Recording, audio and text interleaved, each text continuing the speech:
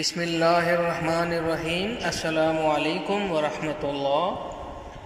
معزز ناظرین کرام، آج ہم بات کرتے ہیں عاشوراء کے دن کی کہ یہ کتنا اہم دن ہے۔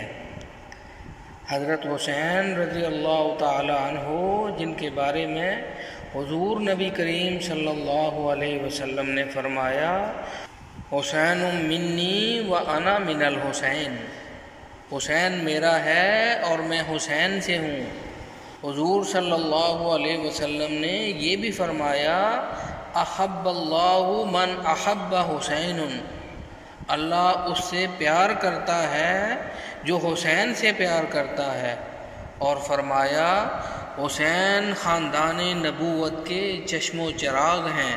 اور ایک اور جگہ فرمایا، ان الحسن والحسین سیدا شباب اہل الجنہ، بے شک حسن و حسین دونوں جنتی جوانوں کے سردار ہیں۔ حضور صلی اللہ علیہ وسلم ممبر پر تشریف فرما تھے کہ حسن و حسین کو آتے ہوئے دیکھا تو خطبہ چھوڑ کر دونوں شہزادوں کو اٹھا لیا۔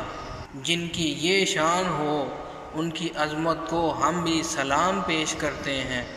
اللہ تعالی ہمیں تمام صحابہ کرام، خصوصاً حسنین کریمین اور تمام شہدائے کربلا کی محبت عطا فرمائیں اور ان کے نقش قدم پر چلنے کی توفیق عطا فرمائیں اور حسنین کے نانا کی کامل اتباع نصیب فرمائیں۔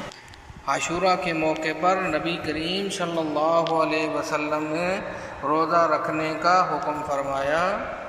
جب آپ صلی اللہ علیہ وسلم مدینہ تشریف لائے تو یہودی عاشوراء کا روزہ رکھتے تھے۔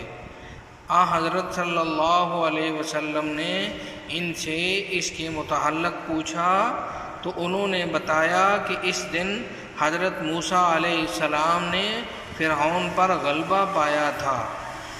آپ نے اس پر فرمایا کہ پھر ہم ان کے مقابلے میں حضرت موسیٰ علیہ السلام کے زیادہ حقدار ہیں۔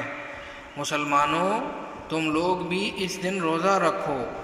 اور پھر آپ صلی اللہ علیہ وسلم نے یہود کی مشابہت سے بچنے کے لیے اس کے ساتھ ایک اور روزہ، یعنی اگر 10 محرم کو روزہ رکھیں تو 9 محرم کو یا 11 محرم کو ایک اور روزہ ساتھ ملانے کا حکم صادر فرمایا، جو اب بھی مسنون ہے۔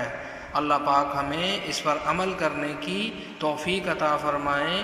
السلام علیکم ورحمۃ اللہ۔